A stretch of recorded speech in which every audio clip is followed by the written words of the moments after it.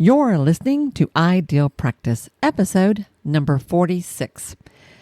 If you and I were hanging out together at your office or at the local coffee shop, and I were to ask you this question, I'm just wondering how you would respond. If I said to you, hey, do you think of yourself as a leader? What would you say? Some of you, I know, would go, well, yeah, sure, of course. Absolutely. And you wouldn't think twice about it. But a lot of you, I bet, would look over your shoulder to see who I was talking to because you don't necessarily see yourself that way. But don't feel bad. If it helps any, from what I can tell, leadership is something that no one ever seems to talk about when it comes to running a private practice. I mean, seriously, do you follow other podcasts that talk about how to start or run or grow a successful private practice? I'm sure you do. I do. Well, do you ever hear people talking about the energy of leadership, the strategies behind leadership, the importance of leadership? I sure don't. But personally, I think that's a mistake, which is why you, my friend, and we're going to talk about that today. So, stay tuned.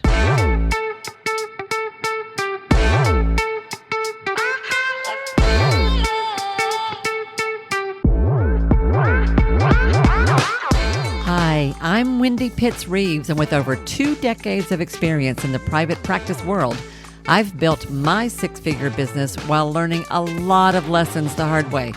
This is the first podcast that shows you how to apply the principles of energy, alignment, and strategy to build a practice that is profit-centered, but people-forward. This is the Ideal Practice Podcast.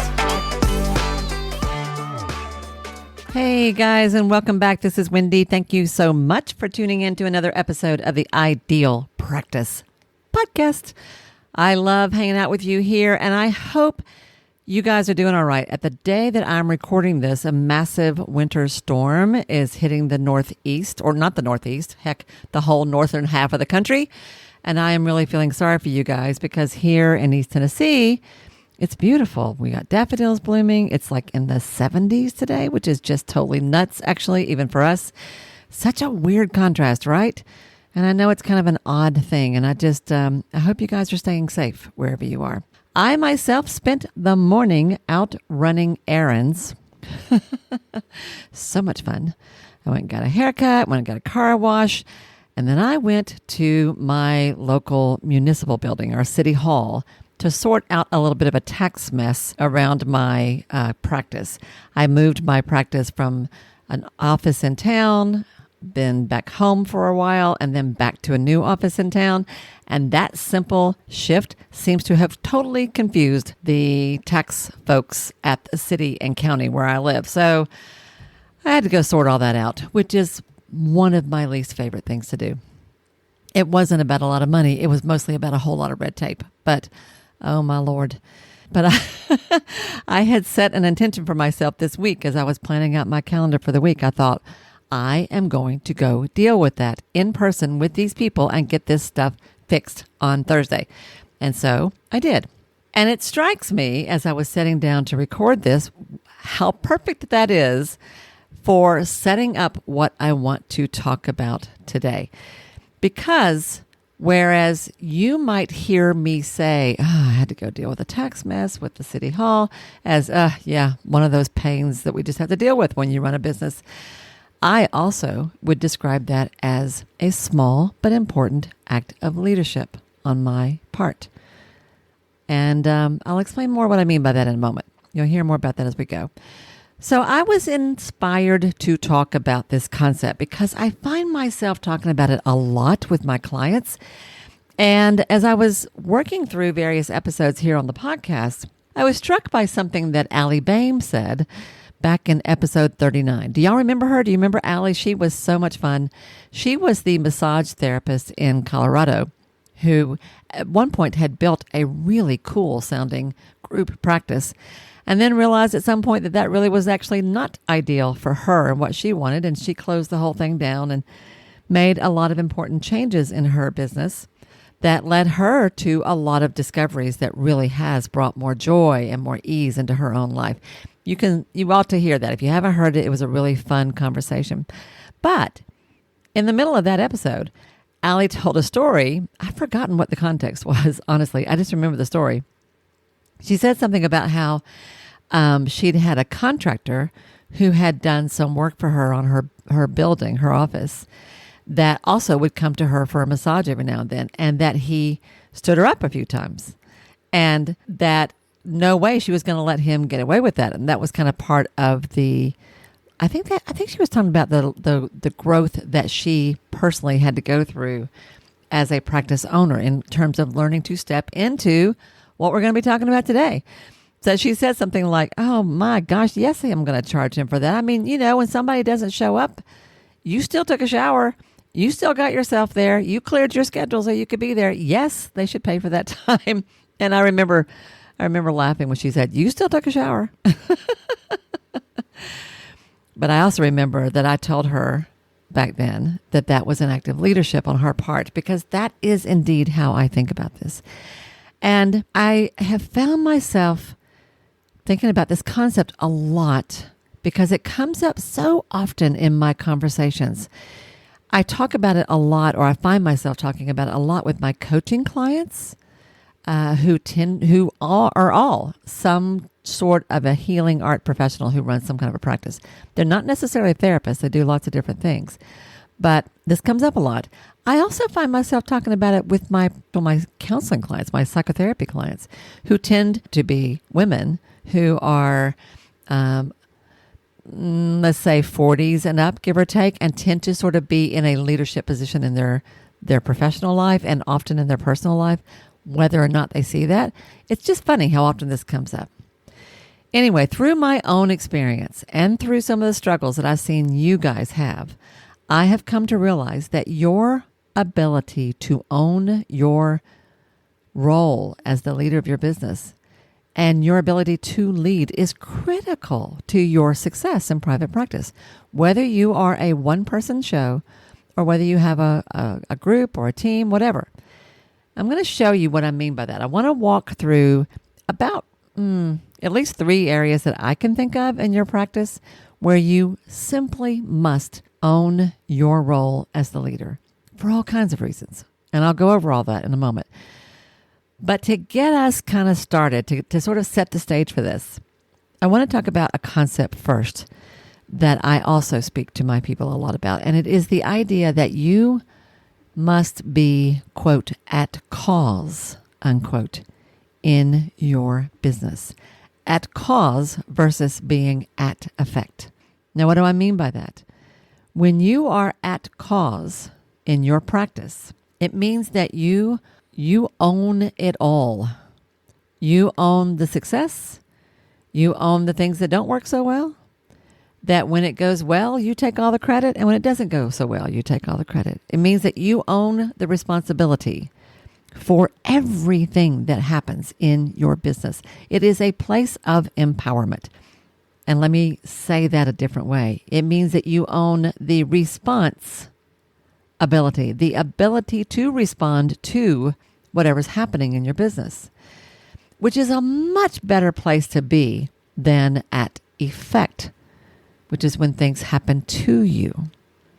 And I don't know about you, but that's not where I want to live. And if we as practice owners give our power away and deny our own authority, our leadership, and the fact that we are at cause in our business, no matter what's going on in the world, no matter what's happening with the economy, no matter what's happening with an insurance company, no matter what's happening in any aspect of our business, ultimately it all comes back to us. That is both overwhelming, I know, in some ways, and a little scary sometimes. But it is also ridiculously empowering. And I want you to start there. I want to ask you, are you at cause in your practice? Do you own all of it? Literally, figuratively, emotionally, energetically? Because that's where you need to start. So I'm going to assume that the answer to that is yes. because that's who I think you are. That's the kind of person that I think you are. And knowing that, let's talk about what leadership looks like for a practice owner. So there are 3 places in particular that I see this being critical. And I'm going to start with something that I bet you aren't expecting. And the first one is that you must be the leader of yourself. And I like to say self with a capital S. Now, you may not think of this as an act of leadership, but when you take care of the CEO, which is you, my friend, you're taking care of the company, right? So one of the very first things that you have to do when you decide to run a daggum business is you have to prioritize self-care, and you have to develop the discipline to recognize, ask for, and get what you need in order to be able to thrive in your role as a business owner. Now, some of this is going to be obvious to you, some of it is not. So, for example, one way that you prioritize self-care and you develop that discipline is by structuring your time in such a way that you are very clear about when you are at work and when you are not, when you are working on the business and when you are not. And you do that in a way that protects your energy so that you are not exhausted, you are not risking burnout, you are not working around the clock. And you do that in a way that protects your relationships so that your family doesn't forget what you look like or your dog. Was it a year, 2 years ago, I was working with a therapist who, at that point in her life, I think she was living alone, and there wasn't anybody else necessarily that she had to worry about, and it was very easy to work all the time. She was seeing people 6 days a week at all kinds of kind of crazy hours of the day, morning, afternoon, night, with weird gaps in the middle. It was just kind of all spread out. And essentially she was working whenever her clients needed her to be there. And although I certainly appreciate the compassion and the thought that goes into that, my clients need me at 3:00, I need to be available at 3:00. I'm just going to say that's not necessarily what's always best for you. So when you are leading yourself, you structure your time in a way that works for you, works for your family, works for your relationships, works for your energy. Another way that leadership shows up in terms of yourself is when you recognize and ask for and get the training that you need to run a business. I don't know about you, but when I was in grad school, I think I took one class that had something to do with organizational management. And that's the only class I remember where anything even remotely related to business ever came up. Certainly nothing about leadership. But if this is as new to you as it was to me, then you owe it to your business. And I say you owe it to yourself to get the help, the training that you need to understand what you're doing. That might mean hiring a coach. And full disclosure, I'm a coach. So yeah, I've got a bias towards that. But coaching has also changed my life. So I feel pretty strongly about that. It might mean joining a mastermind, which we talked about in a recent episode here on the podcast. It might mean signing up for a course or 3. It might mean reading certain books. I have done all of this a lot and still do, even though I've been running a business now for 25 years or so. A long time. I am always learning. Always, always, always, always, always. I don't care how long I have been at this. I'm still like, oh, I didn't know that. In fact, I've been geeking out over the past week over a particular software, which I will tell you about some other time. But y'all, do yourself a favor. Lead yourself by making sure you put yourself into situations where you get the learning and the training that you need to understand the business side of running your practice. And then another way to think about this, what it means to lead yourself, is to make sure that you get the support that you need, the emotional support, the energetic support that you need. That might mean that you have your own therapist or life coach that you meet with on a regular basis. It might mean that you have a standing appointment for a massage or to get some energy work done with someone or acupuncture. I am just thinking about the interview that I did with Amanda Landry, who runs a mega group practice in South Florida. You met her a few episodes back. Amanda talked about how, when I was asking her about how does she take care of herself when she's running a freaking giant practice, she laughed and said, I have a standing appointment with my therapist at 2:00 on Tuesday or something like that. So this is important. You must take care of the company owner, the boss, the CEO of your practice. Whether you're the only one in the practice or not, you've got to take care of that person, because if you don't, there's nothing else to do here. So when I think about leadership, I want you to begin by asking yourself, am I leading myself in a way that is good for me? And if not, what needs to change about that? All right, let's talk about the second area of your practice where leadership is critical. And this one will be more familiar to you and probably a little bit more obvious to you. I think some of you may have a different approach to this, but I believe that it is very important for you to lead your clients. And honestly, I'm thinking as I say this, I would also say you need to lead your potential clients. Those folks out there who are thinking about working with you, who just want to have a conversation with you. I think showing up as the leader in your clinical work is critical.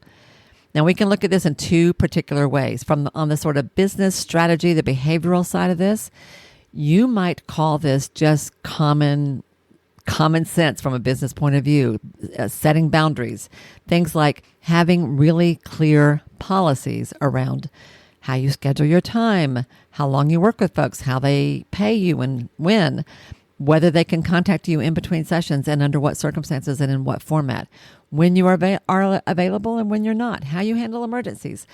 All of those kinds of the structure side of your practice, that actually is an act of leadership. It means you are telling your clients, this is how I work. If you want to come work with me, this is kind of how things go. This is what the rules are. And this is what it means to work with me on a pretty much behavioral way. All right. That is in itself leadership of your clients. But there's also another side of this that I think I personally have always felt like was really important. And that is for you to lead clinically, for you to lead as the healer, for you to lead as the expert. You are an expert, right? You know that, right? Do you see that? You are an expert. You know your stuff. You know it so well. You wouldn't be doing this if you didn't. There might be lots of things about running a practice that you're still figuring out, but you know how to help people in your modality, in your field, in your area, and you have a real heart for it. So I personally feel like an important part of leading your clients is by serving those you are best suited to serve in a way that works best for you and for them. For example, if the kind of work you do lends itself very well to 3 weeks of 30-minute sessions 3 times a week, okay, that's fine. If the kind of work you do lends itself better to longer, more intensive sessions, maybe 2 hours every 3 weeks or twice a month, okay, fine. If the kind of work you do involves getting up and dancing in the middle of a session, I don't know what it is. If it involves TFT or EMDR or acting out a drama, if it involves something experiential, something outdoors, whatever the methodology, the framework, whatever it is that you know works, it certainly works for you when you're the one doing it, and it works when you're serving the right kind of client. I think it's important clinically that you lead people and say, if you come and work with me, this is what we're going to do, and this is how it's going to go, and this is what works, and this is why I feel this way. There you go. I also believe that it is important for you to lead your clients by being really direct with them, y'all, and guiding them, actively guiding them through whatever your process is. I feel like I see way too many providers being somewhat passive with their clients and saying, you know what's best. I'm just here to help you. You let me know what you need. But if they knew what to do, they wouldn't be coming to see you. Yes, you can lead them to their own inspiration and you can guide them to solutions for sure. But if they knew what to do, they wouldn't be here. I cannot help but think about my a physician's assistant, the PA, that I used to work with.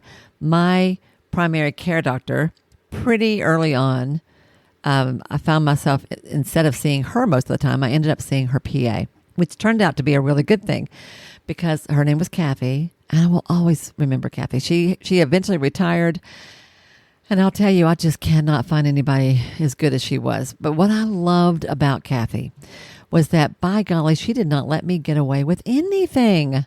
If she thought I needed to take a certain step in terms of managing my overall health, I think we need to do this. I think we should do it this way, this time, this frequency, whatever. And I would say, why? I don't want to do that. Why do we need to do that? And you know what? She could explain it. And if she couldn't, then we didn't do it. Like if it was just kind of a nice idea, but she didn't have a solid argument for it, then well, no, we didn't do it. So I wasn't abdicating my responsibility to myself, right, and my own health. But I loved the fact that she would argue with me and that she was super straight with me. And she would say, this is what I think you need to do. I'll tell you, as a psychotherapist, for a very long time, my clients have said that's what they like about working with me. And honestly, my coaching clients do too. If I don't have a strong opinion about it, I'm happy to say you could do this or you could do that, which one feels best to you. But sometimes I'm going to have a pretty clear opinion about what steps I think you should take next. And I'm going to be able to explain that to you. And it's still up to you to choose that or not. But your people need you to lead them. Help them know what to do. Tell them this is really what I think would be in your best interest. They will love you. Trust me, they will love you. So I feel really strongly about that. That's just been kind of a pet peeve of mine for a long time. So we've talked about the importance of leading yourself in terms of self-care and boundaries, but also in terms of getting the training you need, the education you need, and the support, the energetic and even physical support that you need to be successful as a CEO, because it takes a lot to do this job, y'all. And briefly, we talked about the importance of leading your clients in terms of instituting business policies and practices that are super clear to them, that are kind of non-negotiable, that everybody kind of knows what the rules are, but also leading them clinically. Now, there's one more area that I want to dive into real quick that is at least as important as both of those two, and maybe even a little bit more. We'll talk about that in just a second. But first, let me just sort of step aside for a moment and ask you something. If you could use a cash infusion in your practice, if you want to stop losing money, start making a little bit more money, or you're just looking for some creative ways to add to your income, then I have a little gift for you. I want you to check out this fun, free ebook that I have put together for you with all kinds of juicy ideas about how you can boost your income. And there's a lot of ways to do that, y'all. Sometimes it's by plugging a leak, cleaning up a process. Sometimes it's by implementing something new. Sometimes it's by getting out of your comfort zone and doing something really kind of fun that you never even thought about doing. That's what's in this. The ebook is called 31 Practical Ways to Increase Cash Flow in Your Private Practice Without Becoming Salesy, Sleazy, or somebody you don't even like. You do not want to use all 31 ways. There are going to be some of them that you're going to be like, oh yeah, I could do that. Some of them are really easy that you could actually take action on tonight. Some of them take a bit more thought and preparation, absolutely. But they all work because every single one of these 31 ways are ways that I myself have implemented in my own practice with success over time. So check that out. 31 Practical Ways to Increase Cash Flow in Your Private Practice. You can get your own free copy of that little book over at my website, wendypittsreeves.com/cash flow. wendypittsreeves.com/cash flow. Because y'all, there's more than one way to make money. There's more than one way to serve your clients. There's more than one way, actually, to lead them through to a better place and do it in a way that is fun. So check that out. wendypittsreeves.com/cash flow. I think you'll like it. So do that. Now let's get around to the third and final area of leadership I want to talk about today. And that is, I want you to own your role as the CEO. You have to think and act like a business owner, like the boss. You have to lead your business, your practice as a whole. And there's a lot of ways to think about that. But one of the obvious ones, one of the simplest ones is just running the household. Y'all, that's the way I think about it, is like running the household. You care about your practice more than anybody else ever will. No one will care about your money, about your success, or about your practice anywhere near like you do. Not the best team members, not the best staff, nobody. Nobody's going to care about it as much as you do. So you have to make it your business to know what's going on in your practice or with your team. You have to make it your business to understand your business finances and to pay attention to your numbers and to your bottom line. Like it or not, that's part of your responsibility as a leader of your business. You have to make sure things are getting done, that the bills are getting paid, that the office is getting cleaned, that the new staff are getting onboarded in all the right way, that the paperwork is getting filed, that the clients are being taken care of, whether they're yours or your staff's. And I'm always thinking about whether you're working by yourself or as part of a group. But it's your practice, honey. Sorry, that comes out every now and then. It's your practice. You are the CEO. So you have to run the house. But it also means that it's your job to monitor growth and be looking out for ways that your business grows or that you grow. It means that you manage change. It means that you're the one who is willing to step into the discomfort that is required to run a business. And there's plenty of that. Let me tell you, there's plenty of that, whether it's hiring somebody or letting somebody go, whether it's raising your rates or changing something about the way your pricing structure works, whether it's dealing with structures, whether it's making yourself sit down and figure out the tech, or like I did this morning, go sort out the tax mess with the city. It might mean just understanding that it's time for your practice to evolve to a different format or to step up in a bigger way. Maybe you have been a one-person show and it's time to bring on somebody else. Maybe you've only had one location and it's time to add a second one. Maybe you've only been working with parents, but now you're realizing you've got to bring the kids in, or vice versa. Maybe you've only been working in your backyard, but it's time to go national or international. Whatever it is, as the CEO and as the leader of your business, it's up to you to always be thinking about, where do we need to go next? What's next for me, for my people, for my company, for my business, for my practice? And that leads me to the last kind of point I want to make about this. More than anything else, as the leader of your business, as the leader of your clients, as the leader of yourself, your life, I feel like you have to hold the vision. Hold the vision for what you are building. Hold the vision for who you want to serve and how. Hold the vision for the good that you want to do in the world. But also hold the vision for the good you want this to do for you and your family. # stay inspired. Stay inspired. If you don't do the things I've been talking about, if you don't practice radical self-care, if you don't set really good boundaries, if you don't get the training and support and back up that you need to just survive in this role, if you don't lead your clients, if you don't run the household, if you don't do these things, what's going to happen is you're going to move from, there was a day when you had a big dream about this and you were really excited about this work. And then the day is going to wake up when you're going to be like, is this all there is? Another day, 8 more hours worth of appointments. Worn out at the end of the day after day after day after day. You're going to forget why you ever wanted to do this to begin with. You owe it to your practice, and I say you owe it to yourself, your heart, and your spirit to hold the vision for what you are creating. This is principle number 1 of the 7 pillars of an ideal practice that you've heard me talk about here a lot. What is the vision? What is the purpose? Don't forget it. And if you do forget it or it no longer lights you up, then find a way to reconnect with it or come up with something new. But you have to, quote, stay inspired, unquote, or you're not going to be having much fun. You're not going to be doing a whole lot of good. And I don't think you would last. So is this making sense to you? I hope it is. I just feel like we don't talk about how important it is that we lead. When you made a decision to start a business, you made a decision to step into leadership.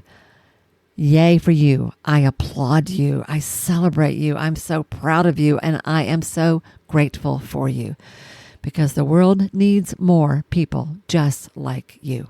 And I want you to last. I want you to thrive. I want you to be inspired always. I hope you are. Thanks for being here, everybody. I'm hoping this gets a few wheels turning in your head. I'd love to hear from you. If this inspires anything in particular, what your thoughts are, by all means, leave me a DM on Facebook. I love hearing from you. Or drop a note in the reviews. That's always great. We always love to get a 5-star review. That makes me very happy. Shoot me an email. Let's talk. I want to hear from you. How are you leading in your practice? And if you're not, where is it time to start? Yeah, there you go. That's what I got for you today, everybody. Have a great week, you all, and I will see you next time right here on the Ideal Practice Podcast. Bye now.